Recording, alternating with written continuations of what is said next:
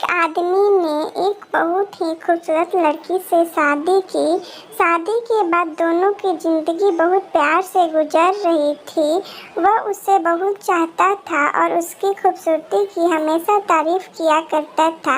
लेकिन कुछ महीनों के बाद लड़की चर्म रोग से ग्रसित हो गई और धीरे धीरे उसकी खूबसूरती जाने लगी। खुद को इस तरह देख उसके मन में डर समाने लगा कि यदि वह बदसूरत हो गई तो उसका पति उससे नफरत करने लगेगा और वह उसकी नफरत बर्दाश्त नहीं कर पाएगी। इसी बीच एक दिन शहर से बाहर जाना पड़ा।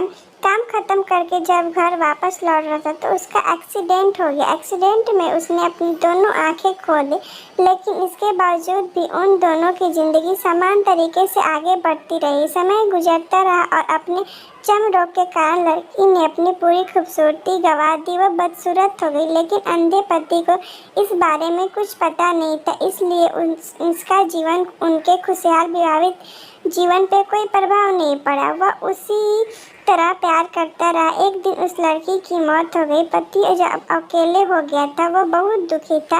वह उस शहर को छोड़कर जाना चाहता था। उसने अंतिम संस्कार के सारी क्रिया विधि पूर्ण की और शहर छोड़ के जाने लगा। तभी एक आदमी पीछे से आकर पुकारा और उसके पास आकर बोला, अब तुम बिना सहारे अकेले कैसे चल पाओगे? इतने साल से तो तुम्हारी पत्नी तुम्हारी मदद करती थी। पति ने जवाब दिया, मैं अंधा नहीं हूँ, मैं बस अंधा होने का नाटक कर रहा था, क्योंकि यदि मेरी पत्नी को ये बात पता चल जाती कि मैं उसकी बदसूरती देख सकता हूँ तो मैं उसके रोग से ज़्यादा दर्द देता। इसलिए मैंने अंधा होने का नाटक किया, क्योंकि मैं उससे बहुत प्यार करता था और मैं उसे खुश देखना चाहता था।